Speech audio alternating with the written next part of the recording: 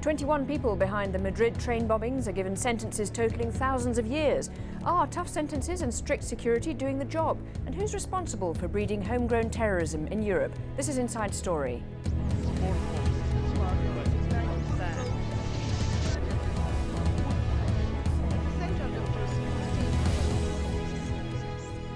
Hello, I'm Lauren Taylor.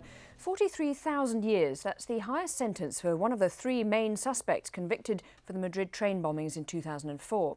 Despite the tough sentence, Spanish law dictates the maximum time the men will serve is 40 years, making some wonder if these convictions are the best way to deter terrorist threats. And although those sentenced in Spain's National Court on Wednesday say Al-Qaeda inspired their actions, Spanish investigators say the men carried out their crimes without direct orders from Osama bin Laden's network. Indications the crime was planned by a local group, not an international network. And it's not the first time a European country has faced homegrown terror attacks. Investigators looking at the 2005 bombings in London initially suspected Al-Qaeda foreign fighters, but they later found the bombers were British citizens who'd grown up in the UK. Well, joining us to discuss the Madrid bombing sentences and their impact are our guests. In Madrid, Gustavo de Aristegui, Speaker of the Foreign Affairs Commission of the People's Party of Spain, and in London, Abdelbari Atwan, Editor-in-Chief of Al-Quds Al-Arabi. Thank you very much indeed for joining us. If I could come to you first of all, Gustavo de Aristegui, how would you assess the current level of the homegrown threat in Spain and in Europe generally? It's some years since these attacks. Well, doubtlessly it is probably one of the most important and gravest threats that Europe and Spain specifically are facing. I must stress that some people like myself have been making it very clear that and underlining the importance of this threat. Unfortunately, we have to make it extremely a very clear-cut difference between those that are fanatics, those that are extremists, that are a very small minority, that are trying to give Islam as a whole and the moderate Muslim community of the world a bad name. These people are not Islam. These people are not even Muslims for that much. These people are trying to commit themselves to a very clear agenda, to overthrow what they consider apostate regimes, to reconquer any kind of territory that was once under the domain of Islam. Third, to reestablish the caliphate that was abolished in 1924, and probably to conquer the world as a whole. These homegrown terrorist networks are probably inspired by the ideology, but not at all linked operationally to the networks of Al-Qaeda themselves. Okay, Abdelbari Atwan, these tough sentences, would they serve as a deterrent in any way to the kind of people who would carry out these sort of attacks? Sorry, could you repeat the question? Do you think the kind of tough sentences that we saw after the Madrid sentences that we saw will have any kind of effect on the kind of people who might want to carry out these sort of attacks? Definitely it will, but these kind of tough sentences alone, it wouldn't actually deter a future attacks or a future terrorism, simply because there are two actually reasons for this radicalism in Europe. First, it is the external reason. I mean, these radical organizations trying to penetrate Muslim communities in Europe and try to spread its ideology, its way of thinking, its applications or interpretations of Sharia law and Islam. Also, there is internal reason here because it is related to how these communities are treated by the governments, by the host countries like Spain, like Britain, like France, like other European countries. When we talk about, we know the external element, we know how they try to penetrate the communities, but I believe the major element is the internal one. I believe the treatments of certain communities, Muslim communities in Europe, it does actually encourage the spread of radical ideology among Muslim communities. Those young hot chaps who are actually humiliated, finding it extremely difficult to find jobs. They are not accepted fully by the society.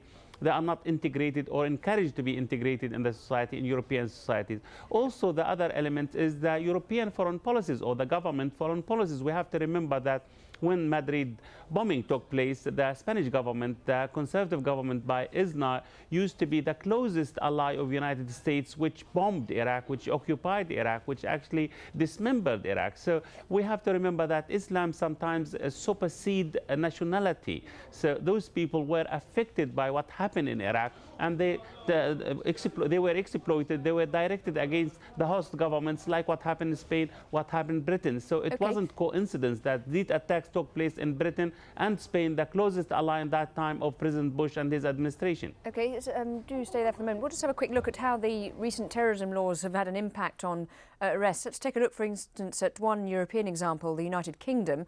According to the UK Home Office, more than 1,200 people have been arrested under UK terrorism laws since 2001. Of those, around 1/5 have been charged with terror crimes, leading to just 41 convictions. Around half of those arrested were released without charge. Well, joining us for more discussion on this from Aarhus in Denmark is Nasser Khader, member of the Danish Parliament and founder of the New Alliance Party. What do you think? How much impact do the kind of tougher security laws and sentencing have on the kind of people who might be prepared to carry out attacks? I think it has an impact. It's very important to show to those young people who see those as some kind of role model that it's very dangerous when you play with this kind of ideology.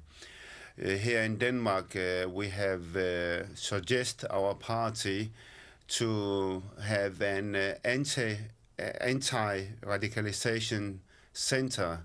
We want all the Muslims, the moderate Muslims, the democratic Muslims, and the Danish people together.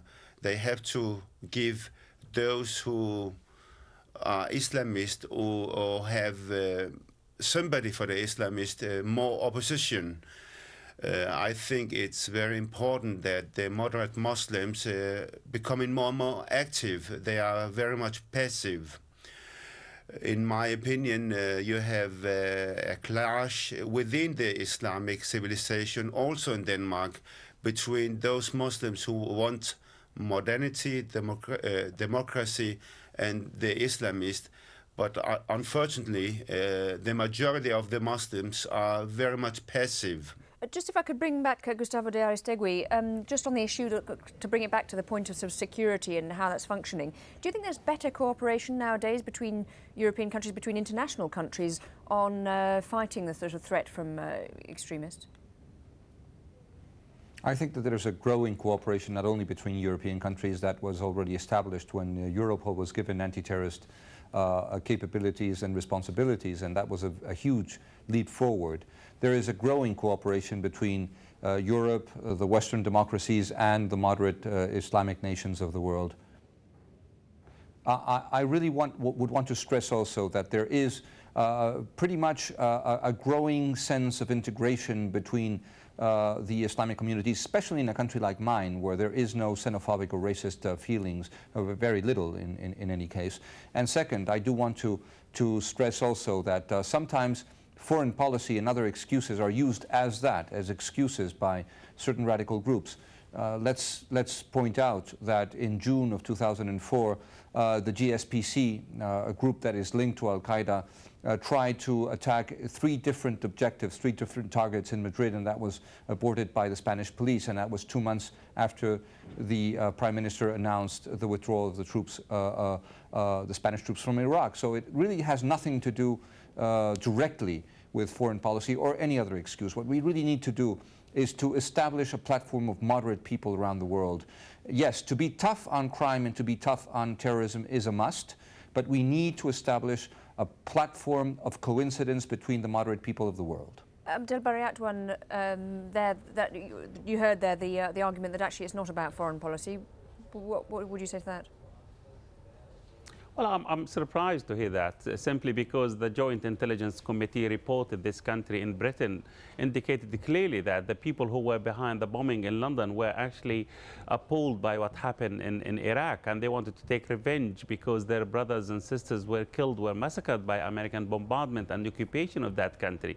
So we cannot say there is no relation between the foreign policies and these kind of terrorist acts, whether in Britain or in Madrid. Why, for example, Sweden was was not attacked, why Brazil was not attacked, why South Africa was not attacked, why Argentina was not attacked by Al-Qaeda or others. So we have to make it clearly that the American foreign policies in particular created a lot of resentments among Muslims and Arabs. We have two wars now in the Middle East. We have a war in Iraq where 1.5 million Iraqi were killed and about 5 million displaced. And also we have another war in Afghanistan. And it is not coincidence that both countries are Muslim countries, okay. And both countries are targeted by United States and by the West. So you have to expect the tiny minority of certain people in Europe or in the United States even itself will be affected by this. Abdul Bari Atwan, thank you for the moment. Let's just take a very short break now. When we come back, we will look into the broader issue of homegrown terror and ask who's responsible for it. Do stay with us.